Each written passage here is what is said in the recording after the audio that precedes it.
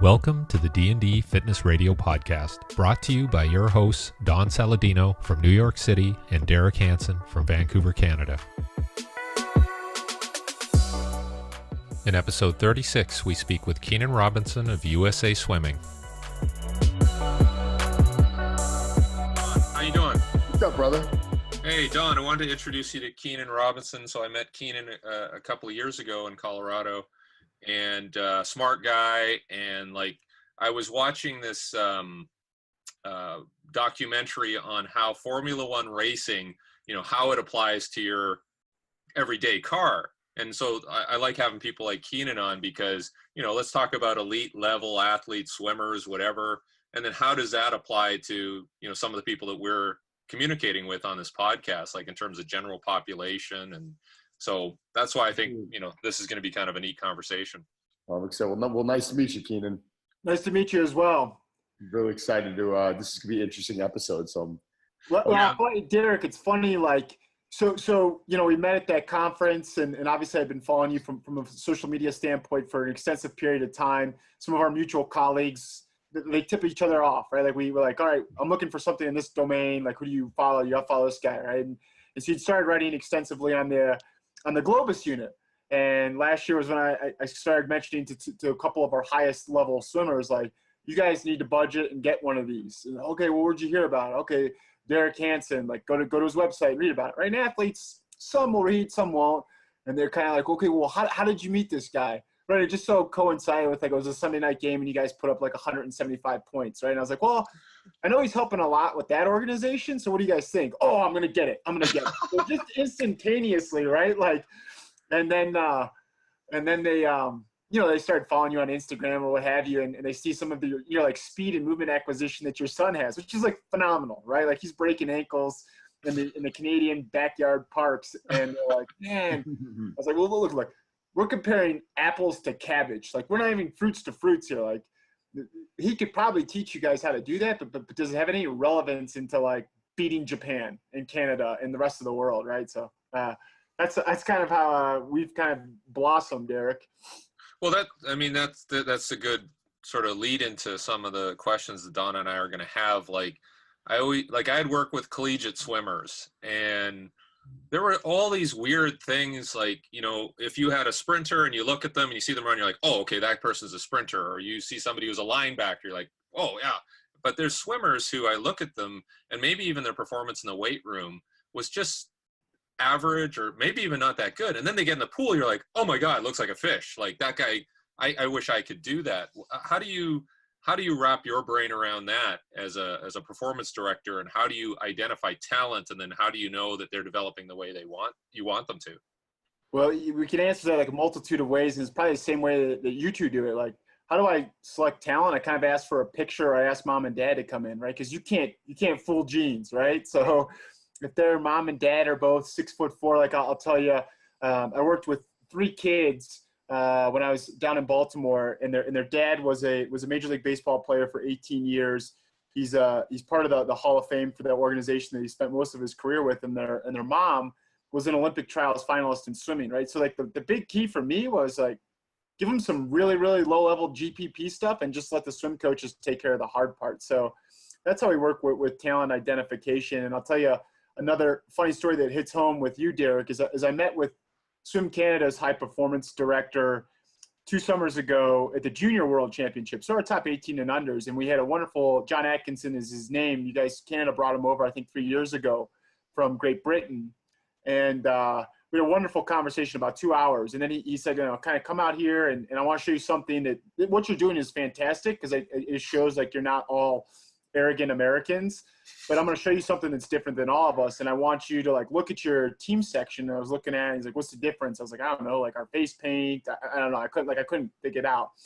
And there was an athlete in the crowd that in previous Olympics was a dominant athlete. And now was just, he said, just a cheerleader. If that happened in Canada, game over, government stops funding. So the other thing I do make no qualms about, we're the United States. We've got tons of great athletes, not walking around, but swimming around. And so just trying to especially in my capacity, because I'm not with one specific team, I'm with all athletes, is like we talked about, like if an athlete or coach comes to me and says, I need X, Y, Z, like that's what I try and help them out and then make sure to differentiate. But to your other question, when it comes to weight room and really weight room activity, I think the luxury we have in our sporting population is we can kind of drop the conditioning of being a strength and conditioning coach, because conditioning is one of the most important things for the ultimate performance. So we're just strength coaches. And so, beating my head against the wall of trying to figure out exercise selection, modality, programming, whatever have you, to replicate swimming is I've come to the realization that what we do is so far away from the SPP aspect of our sport that I no longer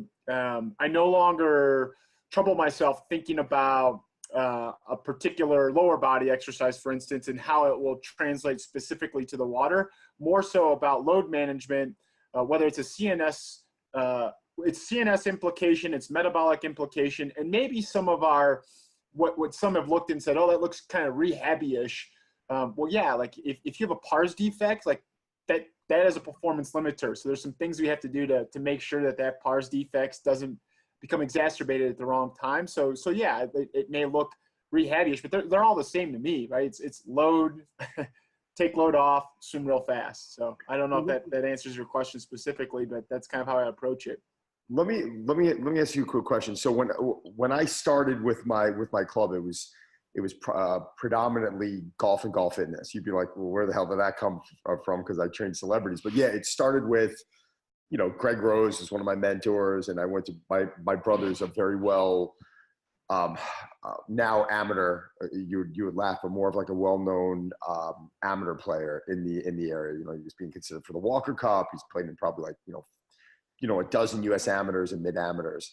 And I remember when we started with this golf fitness, I always laugh when I say the terminology, and Charlie Weingroff coined the phrase golfish. Like the exercise is very golfish looking. Everything had to be done like 5-iron posture, and everything was done with the McKay golf grip. And, everything was just, it was all just about rotation and on one leg. And like, if you didn't look like you were swinging a club, no one took it seriously. And now it's pretty refreshing, because when you go to the World Golf Fitness Summit, you'll see like my buddy, Rob Yang up on the tireless board, and they show him Olympic lifting and snatching. And people are like, well, that's not golfish looking. Like that looks nothing like golf. And I'm like, no, that is golf. That's unbelievable. Is it a tug of war between you and your athletes, coaches? I mean, I want to get kind of a feel of who you're working with, at what age. Are you working with the technique coaches, who are those, the actual swim coaches? Are they turning you and saying, well, she's, really struggling with range of motion? I'm making up BS right now, because it's typically how we deal with it. It's like, oh, well, this guy's coming out. This guy has early extension in the golf swing. And then suddenly, right when I hear that, I know it's potentially a couple things that I have to clean up with in his fitness pattern. And if it's not, then it's probably something neurological, to where like he's just done it over 10,000 times, and his body can do it in slow motion, which means he can do it at full speed, but we got to get him to do it. Does that make sense? Yeah, no, that's exactly how it comes. And yeah, we sadly, I mean, maybe it still exists in golf, is that the golfish mentality. I don't know if it still exists, but like there's still the swimmish mentality. And Derek, actually Sean Nugent shared some of your guys' old work from back in the day. Sean's become a pretty close colleague. Is like the typical swimming week was true lift 3 times a week, and then do core and abs another 3 times of the week. So you already have a population that's training, 70,000 meters a week, 40 to 70,000 meters a week. So you got that load. And then you're trying to take some out of the water load and compounding it. And, every back issue is a result of, you tried squatting them or you tried deadlifting them. Like, no, not really. So to answer your question, the greatest benefit I got is when I was asked to move down to Baltimore, I got to work with kids from 12 years old up to the greatest athlete of all time. And so you see the whole generation. So you get to actually do like another sizzle term in our like long-term athletic development. That's it at its essence. And so the programming became more of the more and more years I went on, and more I realized like the ability to have feel in the water, the ability to manipulate your body through the water, you can't replicate that on land. And And the term that so many coaches have used is they're not athletic. So that's why we don't do box jumps.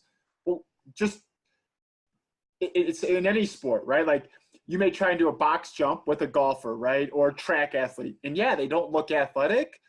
Put a stick in their hand, all of a sudden it's athletic, right? So no, you're just a meathead coach. Like you just didn't take the time to understand like human movement and human proficiency. They've been doing that for 18 years, and that's why they can do it in this domain. They just did a box jump for the first time for you. So yeah, it looks like crap. So we really started grooving that. And to your point, you kind of talked about range of motion and sport-specific neurological movement proficiencies. That's why I keep on saying like the biggest benefit we got was as soon as a coach said he looks like crap in the water, or she just cannot, her stroke's not there, you burnt the candle, right? Or you short-circuited the brain. And then the range of motion standpoint is we don't have an off season. So we don't end our swim season in mid-January and do off-season winter training like we do in perhaps football or in July in American basketball. We just swim all the year through. So if in fact, which from a metabolic standpoint, you're never going to have enough, a male is never going to get enough rest and resuscitation to have the hormonal effect to get big and bounded up. That being said, like the short tissue adaptations they get from swimming compounded with lifting may decrease range of motion. But if you're out there on the deck, talking to the coach, watching them practice, you're going to know when to peel back. So if the volume is going up in the water and they're going like this more frequently, like what's the value of doing 7 different vertical upper body movements? Like they've got it down. Like they've got that for years, right? So I don't know if that fully answers your question, but no, 100%. It's the argument, Derek. I think you've heard me talk about this. It's like in golfers. You see all these golfers trying to throw side med ball pass. It's like a rotational side med ball pass where you have to get your hips leading, and your hips have got to kind of lead the med ball, the arms, just like in the golf swing. Kinematic sequencing, the hips, the torso, the arms, and the club head. You want to kind of emulate that. And I've always looked at it something like, well, how the hell is 3 sets of 5? Like you just swung a golf club. Tiger Woods has swung a golf club how many times in his last 10 years? Was it the weight training that hurt his knee? Was it the running that hurt his knee? Or was it the fact that he has rotated his knee and that his leg has just come like almost like this explosive movement 5 million times? But you have Johnny Miller on criticizing, oh no, Rory McIlroy's getting too big and he's lifting too much weights. And I'm like, no, Rory McIlroy swings a golf club 10 hours a day for the last 20 years of his life. This is not healthy. Like swimming, yeah, it's a healthy sport, but I'm sure, and this is my next question, I'm sure you look at specific, strokes and movements and say, that might not be the best thing for that individual, but that's a sport. That's their job, right? Yeah, 100%. So you kind of hit the net. Like if you had gotten Rory or you had gotten Eldrick Woods when they were 12, yep, the weightlifting in conjunction with the movement patterns would have worked systematically, and there probably would have been less of an opportunity for that knee to break down, right? But great, 100%. The coach that was charged with doing some sort of strength enhancement got them when these deficiencies were already in their body, right? It just didn't manifest, and it wasn't the weight that made this express into pain or dysfunction, right? It was going to happen whether or not they kept on doing, arm curls or picking up the Great Cook bar and attaching it to a plate rack and replicating a golf swing. And again, like, so it comes back when your movement patterns when it comes to swimmers, right? And how do we whether it's an FMS or whether like the title of screening process, whatever your system is, right? Your colleague Charlie always talks about whatever it is, let's see it and be able to say why you're using it. And I wish more people listened to what he said, because it would like quit nonsense debate. But anyways, like what makes them great in a butterfly stroke, Derek, you know this, like if you just watched a video of Michael or even like right now an American butterfly or Chase Kalish, you wouldn't teach that to swim the butterfly, period. And much less, like, you wouldn't have them take like dumbbells and do like dumbbell rotations like that, because like they figured it out They got thrown in an aqueous solution, and to get their body comfortable to move fast, like they figured out that's what I'm going to do.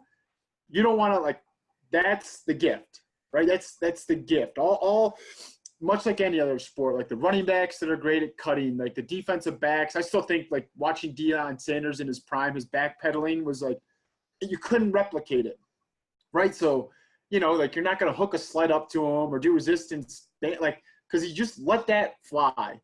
So yeah, to your end, like, you see it and you cringe. Like, certainly they're debriding the rotator cuff, or certainly with that extension, if they did it more at the hip as opposed to L4 and L5, it would be healthier. Yes, absolutely. But does it come at too great of a cost that they no longer are on the podium, and so they're dead fish, you know?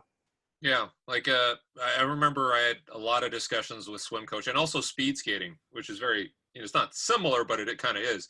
And they're like, yeah, we got this athlete and I want you to do this lift because it's going to help their start. And I'm like, and it's like a 400-meter swimmer or a 3,000-meter speed skater. I'm like, that's a lot of work to just, you know, fix that start, which may not really have a bearing on anything, right? So, I mean, I get it. And then you probably do this. Well, you know, the squat will help generally to improve their overall strength and, you know, but yeah, trying to fix a start in the marathon is not a good use of time, would you say? Oh, well, even in the sprint events. So if you ever heard Ralph Mann break down a start in track and field, he has looked at 1 billion starts. He's broken it down from a arthrokinematic, bio, like everything, or Dan Paff when he breaks down and like revert, like, so he watches the film and puts it in reverse after like their first 3 steps and then back into the starting block. Like, track and field starts have been broken down, analyzed. So like, we're, as a sport like swimming, we're still like in 1976 with the track and field, because as soon as they come off the block and they hit the water, it changes the game. Whereas ground force impact, so forward lean, all those different things that come into a fantastic track start that, again, is unique, right? Like, isn't it, Derek, you would know far better than I would, but the way Bolt started and got into his stride length was unique. You talked about it in one of your talk. Like, that's what made Usain better than everybody else. So in swim, like, we don't know what the best start mechanics are. So you're right. Like, we make your legs stronger, potentially if we make you explosive, so your one force output. The closest thing we've come to it, right, is strength velocity curve by the guy out of France that he did on the swim team. And basically he was able to say, like, that's why the American Anthony Irvin won, because our guys dismissed force velocity curves. What's the big guy out of France on force velocity? Anyways, I can't think of it, but yeah, your point's accurate. Don, you got any questions for Keenan? Yeah, I do. I was just you read my mind. I want to ask Keenan about more nutrition questions now. How, like, preparation. These, I mean, I always laugh about hearing, you know, when they were with the Olympics and Michael Phelps, and even to this day, all you ever hear, Michael Phelps was eating 10,000 calories a day. And I'm like, well, how much of that was true or how much of it wasn't true? Like nutritionally, how much emphasis do you put in to, you know, to the nutrition supplementation portion for a lot of these swimmers? I just kind of want to get a little feel for how you approach this. Well, I think a good way to kind of talk about this, more importantly, is obviously, like, we can end like the Michael discussion.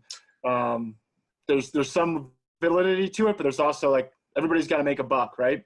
So his agents were brilliant, right? Someone must have observed him in the Olympic Village eating, and they were like, oh, it must be 10,000 calories, and it caught on, right?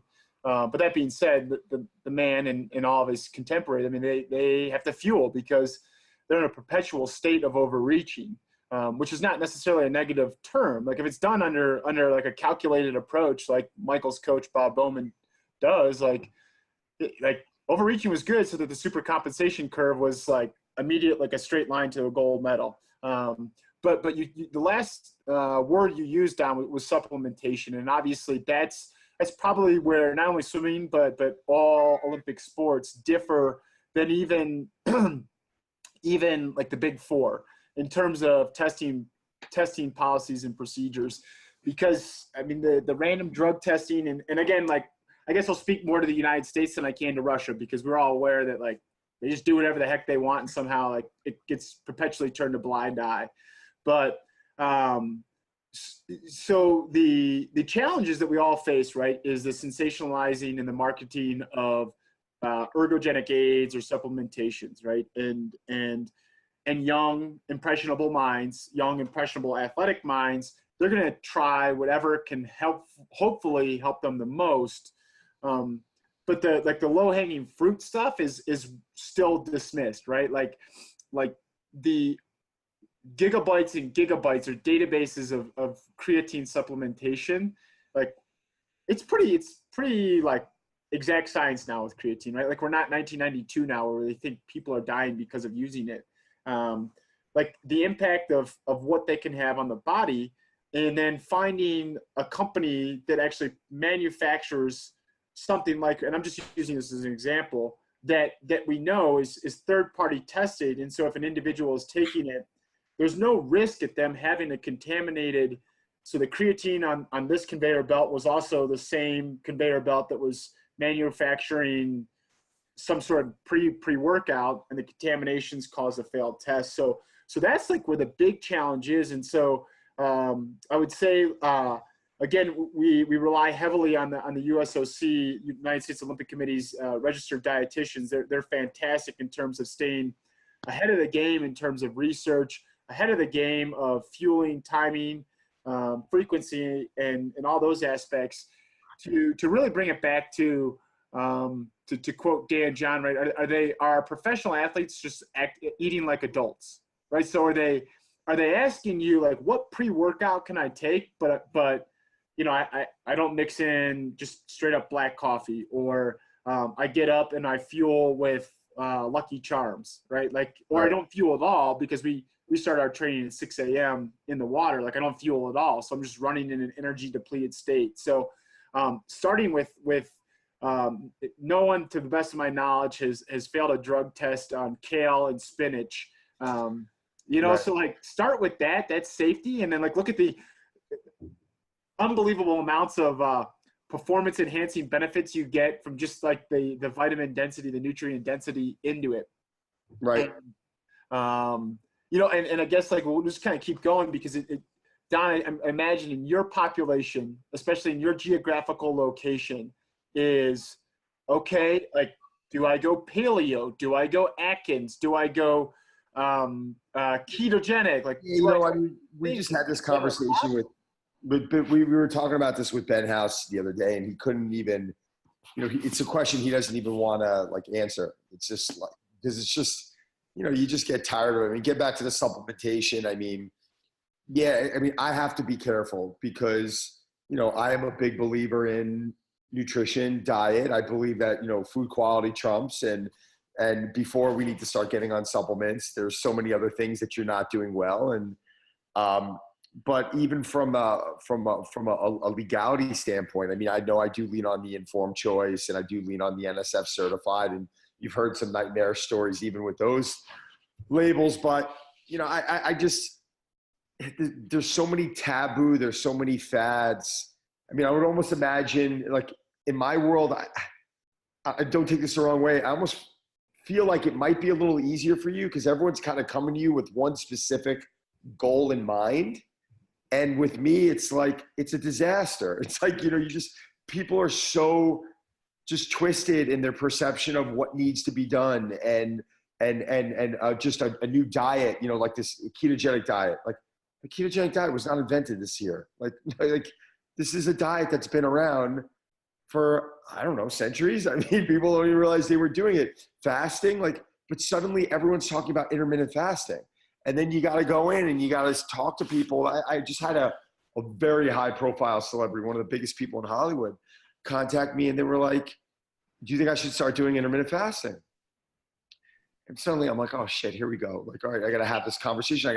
Well, what are you trying to do? Why? And then rather than me saying like, No, it's terrible. I never say anything's terrible. I want to give people the ability to think for themselves and make that decision. Like, all right, listen, if your diet's been phenomenal and you feel like you got to give your digestive system a little bit of a break and you want to do it once every few weeks and your adrenals are good and your hormones are fine and like, okay, maybe it's a tool we want to use, but for why? If you're just too lazy and you don't want to eat and you're using it because of that and you're going to be eating hamburgers and drinking vodka the night before, no, I don't think so. You know what I'm saying? So it's just, I'm more curious. Are you dealing with those conversations? Sorry about the rant. No. You're right. In your world, 100%, because there's roads or there's rabbit holes that they'll go down because it's less of a risk, right? So one of your clients goes into even Whole Foods, right? Like we think Whole Foods, like everything in there is going to make you make you look like you and your top clients, right? Like that's not the case. They still sell chocolate chip cookies in Whole Foods, right? Sure. But the energy drink, like there's an energy drink section at Whole Foods, right? So like your clients will walk in and they actually will consider the choice of whatever, Monster or Super Kick 6000, whereas hopefully by this point in time, like our kids are going to like, I got to stick with the Americano or cold brew or something like that. But the diet kicks like still surprisingly like leak into our world. And it just like baffles me, right? Because even like the most out of shape swimmer still is cut, right? Is still rocked out, right? So like, no, you don't have to detox. Like, what are you detoxing from? Like if you led a lifestyle that would require you to detox for whatever that means, like you're not in our sport anymore. Like you're not on our radar. Like you're just a recreational person. So like you said, like the ask is why are you doing this? But some of the more sensationalized, sure, ketogenic, what have you, like it gets in simply because our kids are very impressionable and they're starting to become, they've exhausted their NC2A eligibility and they're still training. So I guess the only word you can use is they're pro, but they're not getting $47 million to be a backup in our organization. Like no one gets paid like that, right? So are you really a pro? It's like a whole different topic. But then they read like, like LeBron did keto, right, for a while. And so they say like LeBron did it and, he was able to be good for 82 games. And I'm like, well, okay, I want you to Google LeBron James and Aubrey News article in the month of May, June, and July in the playoffs. Like they talked about him being worn down. Like nutrition has a part of that. Not saying like his diet, whatever, like I don't know what he did, right? But I just try and inform our athletes like that was still only 8 out of 12 months of training and competition, game level. You have 12 out of 12 months where you got to be high end and keep on going back to the well and be an elite level performer. So those are the conversations I typically have. And again, like whatever, like we all know our specialties. We all know where we're really good. I just oftentimes say like, go talk to Alicia Kendick. She's our registered dietitian. That's her world. She's going to be able to answer this a lot better. So it's good to have like a team, right? Like, unfortunately, Don, like it's you and maybe, some of your contemporaries, but like, you just can't keep up. Like I imagine in that domain of human performance, you've just said, I'm the Titanic. I am down. Like I'm going to try and like get back up, but I can't stay up with what I argue LeBron. Hold on. I argue LeBron. I think I don't believe it.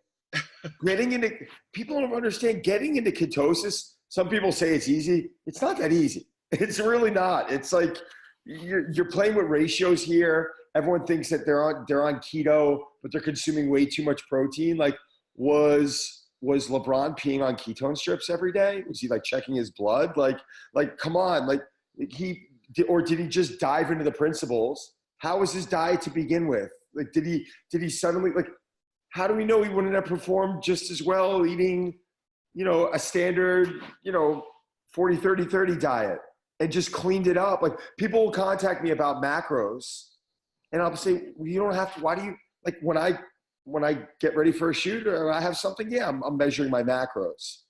But get rid of the alcohol you're drinking once a week. get rid of the which we all say isn't a big deal. Get rid of the monster cheat day you're taking on Sunday. I like, here and there, I'll have cheat meals. when I'm prepping for a shoot, I won't have cheat meals. I'm bringing this up in front of Derek. Derek's going to be sick of hearing this. But when I got ready for my cover of Muscle and Fitness last March, all I really did was just remove my cheat meal that I was having every Sunday, and maybe the little bit of alcohol I'd have maybe once every few weeks. I lost 10 pounds in 2 weeks. Yeah, you know, it's funny, like, I laugh at how you say, like, we're so dismissive of the impact of alcohol, and maybe because it's like, we get it. Like, every human being gets it. Like, it's a choice.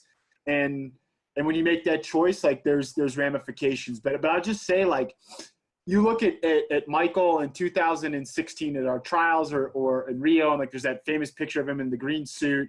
And you're right. He looks like a cover of Muscle and Fitness ad. He just gotten out of the water. Well, like, he legitimately gave up alcohol. And so at the age he was at, to still come home as the most, in the Rio Olympics, won the most medals. Like, yeah, he had a ton of background. That's the most important thing. But, like, he made one lifestyle choice, and his day-to-day preparation for Rio made Rio what it was. And but that was low-hanging fruit, in my opinion. People want to dismiss it. Someone very close to me recently just started playing hockey 2 to 3 nights a week. That's all he does for exercise.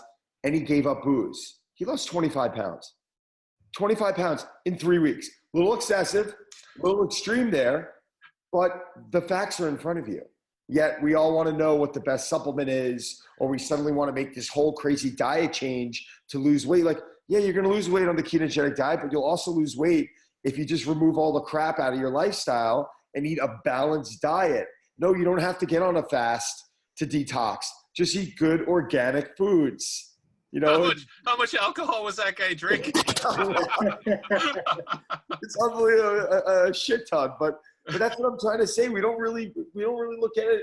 What we're doing sometimes is it being something wrong. I'm not saying you don't have to drink, but there's a cost to doing that. Yeah, everyone's got to stop drinking. I'm not saying that, but I'm saying there's a cost of doing business. And sometimes we start diving into this extreme, thought process where the answer's right in front of you, man. It's pretty simple. Just stop drinking 6 nights a week and move it to 2, and you're going to see a lot of improvement right there. One of the things that's really impacted our sporting population, as we still talk about nutrition, is these meal delivery services like Blue Apron or what have you. Is these athletes now, instead of spending $150 at GNC or on bodybuilding.com, not that they don't have good, like, not to knock them, right? But, like, our athletes were like, okay, I was still eating pizza bobs or like whatever you may have, and expecting that the whatever supplement was going to make the L-glutamine they would take. Yeah, exactly. I get it. So instead, they switched it and spent $150 on having a meal delivery service. Then they don't even have to think. In our population, they could just throw it in a slow cooker, throw it in what have you, before they go to their 2.5 hour practice, come home, boom, immediate fueling.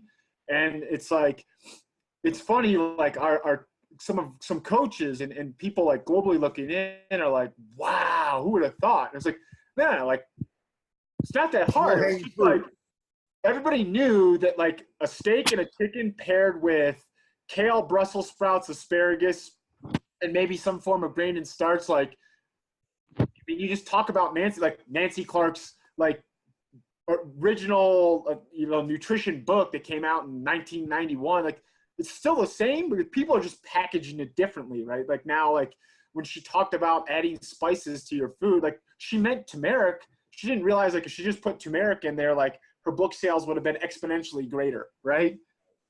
Yeah, well, because Don and I want to get more supplement sponsors for the podcast, we're going to talk a little bit about the smart use of supplements. And when I watch swimmers, like, they're in the long durations, like, and you're doing multiple sessions, like, how are you managing their energy from a supplementation point of view? And even, like, you can even speak to hydration, because that was the funniest thing. Like, people are swimming in water and then they're, like, drinking lots of water because they're getting dehydrated, which is counterintuitive for some people. How do you guys manage the on deck kind of nutrition and hydration protocols? So, like, kind of running with our continual theme is like keeping it simple, right? So that they do get up at 5:30, 6:30 a.m. to get to a 7 or 6 o'clock practice, what have you. And you're right. Like, I think it's almost out of American swimming, but there was still, like, as far as I worked with a girl in high school, and then she went to a Power 5 conference institution, and the coach was still saying, like, we'll allow water during practice, but not Vitargo or Gatorade or any of the sports carbohydrates. I was like, is Bear Bryant like alive and coaching swimming? Like, this is 2011. Like, what were these anyway? So like, we know the impact of just dehydration on motor unit recruitment. We know the impact of dehydration on metabolic synthesis, and so its impact on aerobic and anaerobic training. Like, just basic sense. And I think as a sport, like, our coaches realize, like, energy system development is what we're looking for, is what we're doing. And so if you can just break it down into simple terms, like, if they're dehydrated, like, it's going to impact what you're trying to do. So if you wrote this unbelievable training set and they come in and they're underfueled or they're dehydrated, like, it's not going to get the maximum benefit at the cellular level.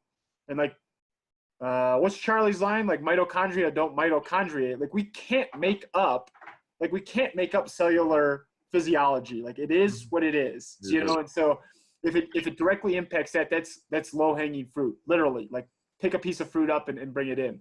So within practice, I think it's gotten pretty darn good. The message has gotten well out there. I think a lot of the fantastic registered dietitians in our country, like I mentioned, Alyssa Kendig works for the USOC, Dr. Susan Kleiner, and she's worked with multiple sports. And actually one of our ex-swimmers, who now is the nutritionist for the Carolina Panthers, Jen Brunelli, like, they've done a good job of it impacted them as professionals and at a personal level, that they've gotten the message out about proper fueling within a training session. Because what most people lose sight of is, in our sport, like, our training sessions are more grueling than the competition sessions. So they train for an hour and a half, some up to 2 hours, for an event that, may be 4 minutes and 36 seconds. And so, like, it's very different than any other sporting population. And so, and what typically happens is the good portion of it, the quality part of the workout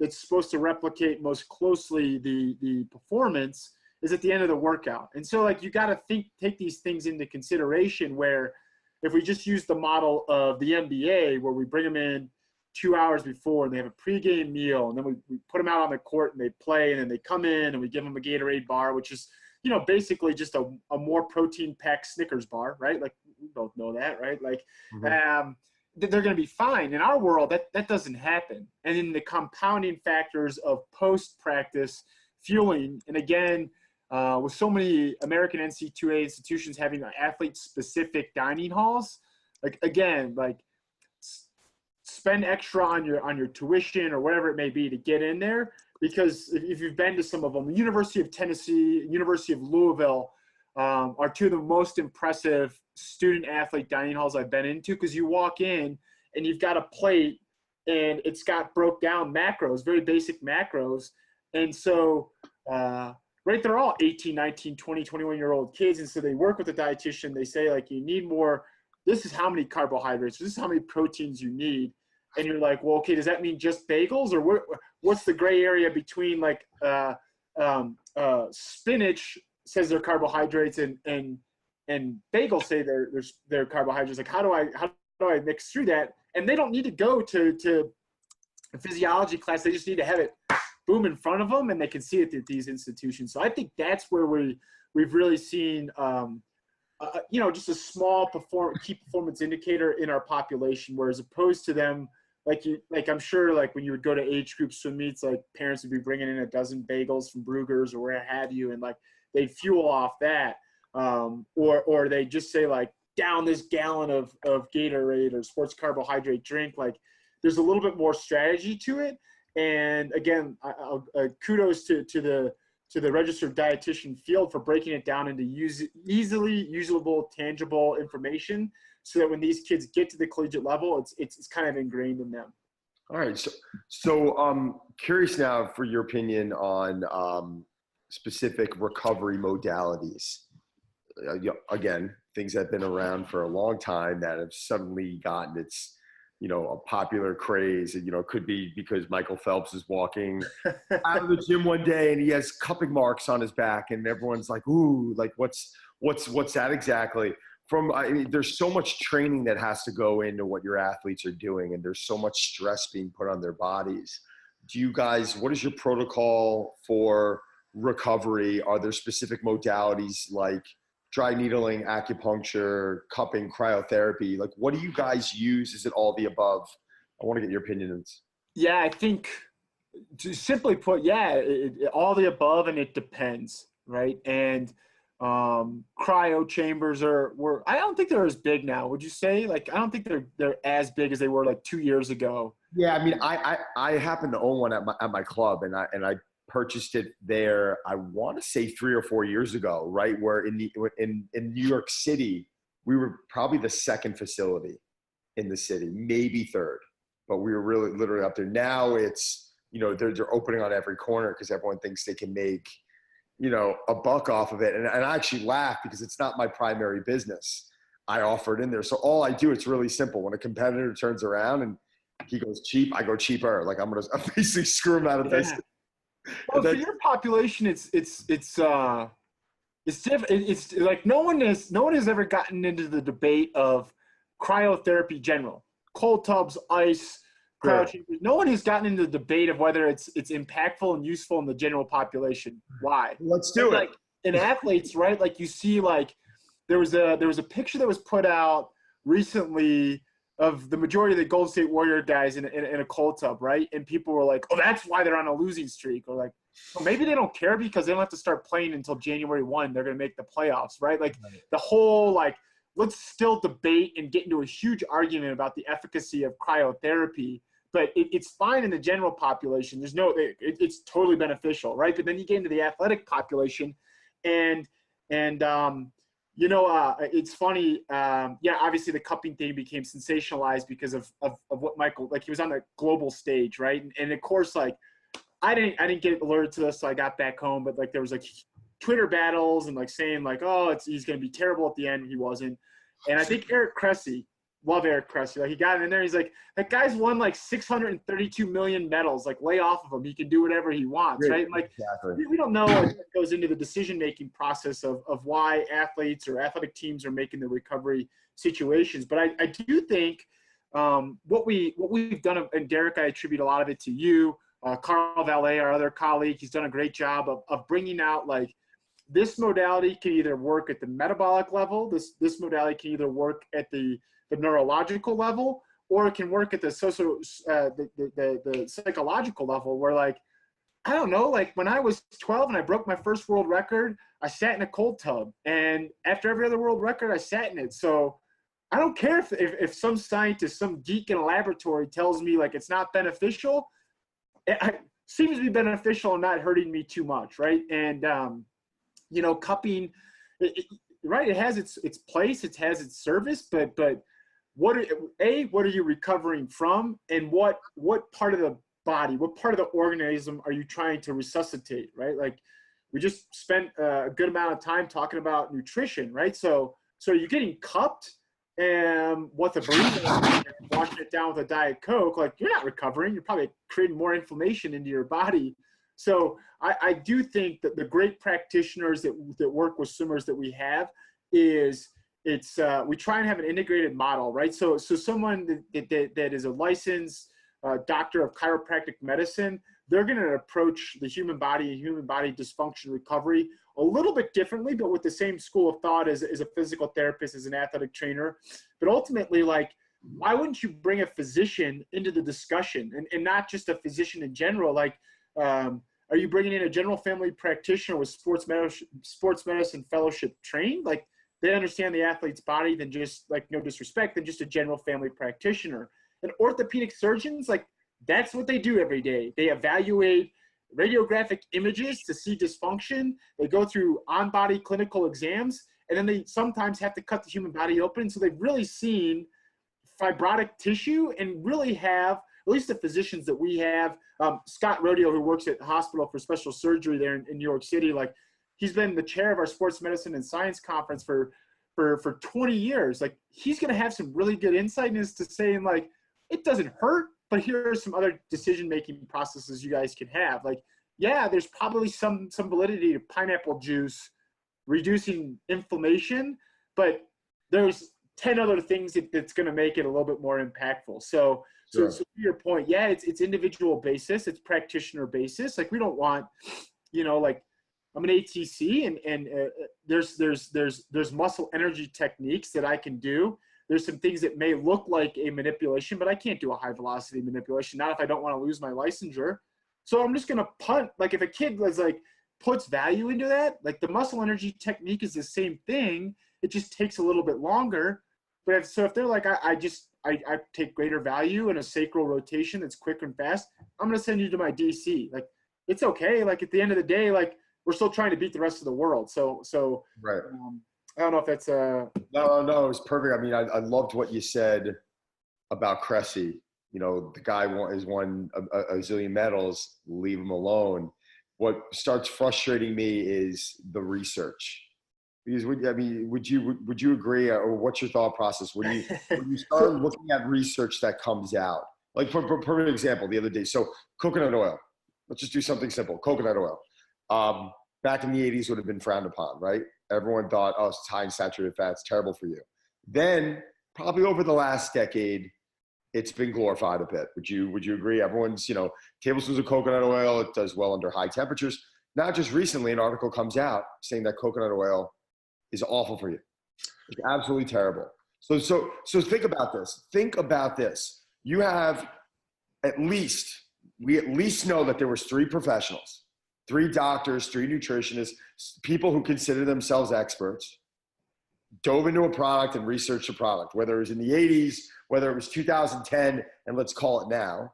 And all 3 of them, well, at least 2 of them, had completely different opinions, but everyone's contradicting themselves. And it's screwing people up. It's confusing. The research pendulum is swinging. Right. Like, so, I mean, obviously, like, you have to be an informed practitioner, right? Like, none of us want to be considered, none of the 3 of us are gurus. Like, people may label us, so that's cool. Like, whatever, like, they just don't know us, right? But like, a guru is someone that doesn't, like, understand the difference between, like, the human element and the scientific element, right? They just live in the cool element, the yes men. That's just my own personal opinion of gurus. So when we look at, we have to understand something, like, is there some validity to it? But like, it's been said time and time again, every morning we could get up and type anywhere coconut oil and on PubMed, and just the first 10 hits that show up on your screen, probably 50% will say are advocates of it and 50% will find something wrong with it.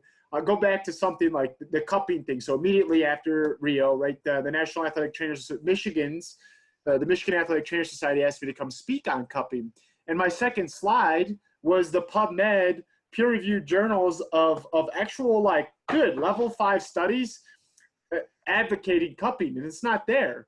So the gist of my talk, I told them, like, please understand what you're signing up for. I'm going to tell you the legitimacy of it. Like, there's probably, I said it on the news too when they asked me about it. Like, of the 10 things that impacted Michael, cupping was probably number 37, right? Like there's like you got to understand, like, but he bought into it, and guess what? That was game week in our case. Like, he wanted it, you're getting it. We've tried, like, we've done other things. I'm so happy you said that too.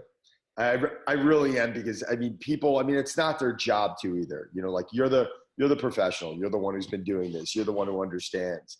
But general pop, someone picks up. This is, I'm sure you don't get this as much as I do, but I'll have the typical Wall Street guy every week forward me an article on, like, something he read in, like, Men's Health.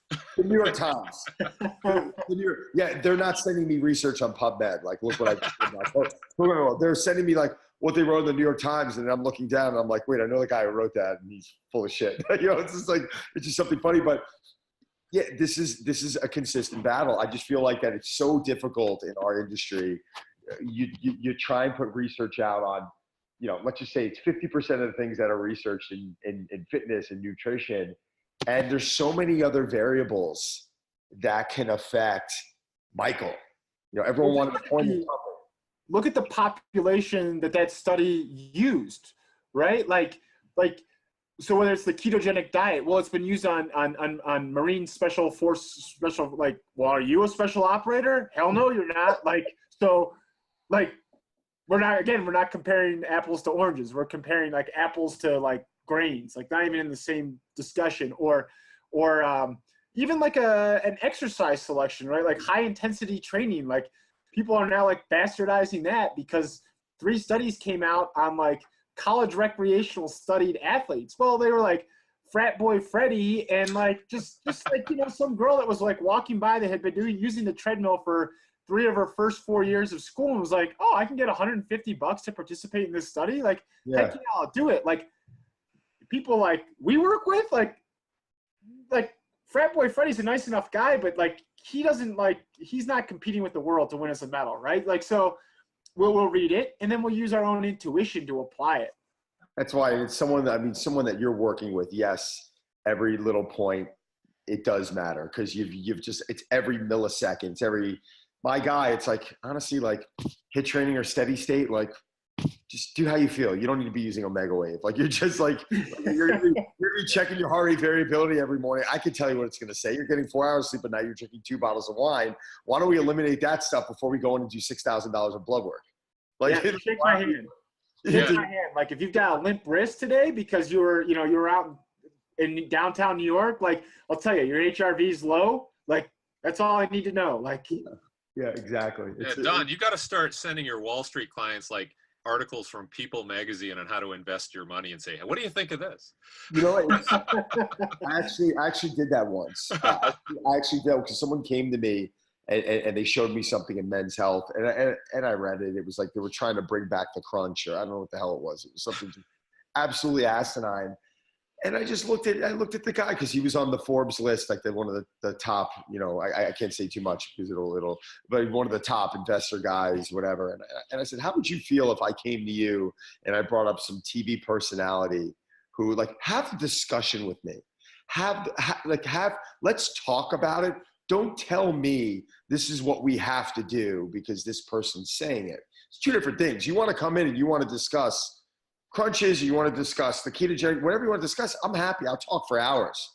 But don't tell me this is the be-all, end-all, because nothing I've seen in this industry is, for the exception of sleep, hydration, and proper nutrition, is the be-all, end-all. I mean, it's really simple stuff, guys. And consistent, long-term work, right? Like in the athletic population, like do it for a long time with 0 training intermissions, and like you're probably going to get somewhere close to the results that you want. Right. It's the same thing with your population, right? Like they want to look good. They either have to look good because Hollywood's paying them to do it, or they want to look good because they're wealthy and when they get up in front of their meetings or whatever they do, or just want to look good when they're walking the streets of NYC. Like it's not going to happen in 8 months, right? Like let's take a picture of you and like look at it 2 years from now, and you're gonna you follow the plan. So it's the same, your plan is the same thing as a coach's plan, right? Like, what's that? You're not going to just I don't think like the Jets and the Giants don't like go to sleep the night before and say like, oh, we're going to come up with our plan tomorrow morning and let's see what happens. The Jets and the Giants are a really bad example. Yeah, bad example. All right, well, you're wrong. They are doing that. I'm a Detroit guy, so all of our sports teams, Pistons are doing well right now, but like all of them, like it's bad examples. So I just threw out geographical location, but right, like it's the same thing with you and the general population, like weight loss or physique or whatever it may be. Like you're not going to just like, okay, you met with me, I'm going to turn around, write it on this like piece of paper, and we're going to run with it. Like it's going to take some time. We're going to have some successes. We're going to have some failures. We're going to have some stuff that like we're going to have to repeat multiple cycles to see if it works because it was kind of like in between. And then like slowly but surely you'll see those results happen. Yeah, and both of you guys can comment on this, but we talked about this with Ben, Don, the last day. But good best practices surrounded by placebos is not a bad thing. Like, if you vet the placebo or what it is, but what do you think about that? Power of mind is one thing, right? Like, there's the swimming community will know exactly who this is, but there's a swimmer that's allegedly consumes Diet Coke and soda products when they compete at the championships, right? And like we know, like that's probably not really good, but odds are that that individual doesn't.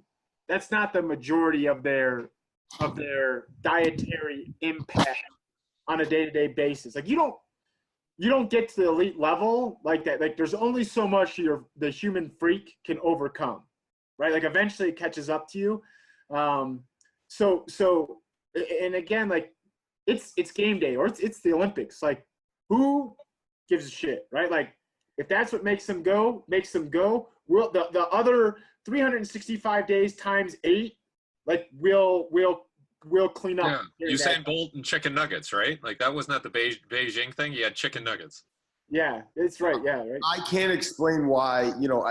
We're just all wired differently, and one of I always think of this story when I was playing college baseball. There was a kid on my team, great hitter, fast, great glove, had all the tools. I was a workhorse. He just wasn't a workhorse. And I remember looking at him one day, and I said, "Damn, Rich," I said, "if you put like half the time I put into this, like you probably get drafted." And he looked at me and he goes, "Don, if I worked half as hard as you worked, I'd play worse." He goes, "because the game wouldn't be fun for me anymore. And I got to go in and I got to stay light on my toes." And yeah, he would go into practices, he's laughing and moving around and doing all the drills. He wasn't dogging him, but he wasn't taking extra BP. He wasn't going and hitting the weight room. And, it bothered me when he said that. I was like, okay. But, after years, I just thought about it. If it is what it is, like if you take a superstar world-class athlete and you suddenly start Tim Burke, world Remax World Drive Champ, came to me years ago as a friend of mine, and he was swinging a golf club 154 miles an hour with 227 mile an hour ball speed. Dustin Johnson gets it up around maybe 185, 190. So think about what I just said, 227 mile an hour ball speed. And Charlie Weingroff and I met this guy, 6'5", pitcher for University of Miami, farm boy strong.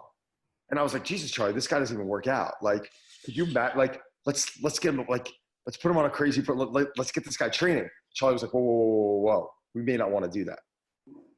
And then we had to sit down. Now Charlie had to hold my hand and sit me down for the next hour, explain to me what he was getting at. But yeah, Charlie was right. Like if we turned around and started training this guy, we don't know what's going to happen. Is that going to work against him? Does that make sense? I mean, I don't know if you agree. Oh yeah, it happens all the time in sports. Derek, I'm sure you've seen it, experienced it.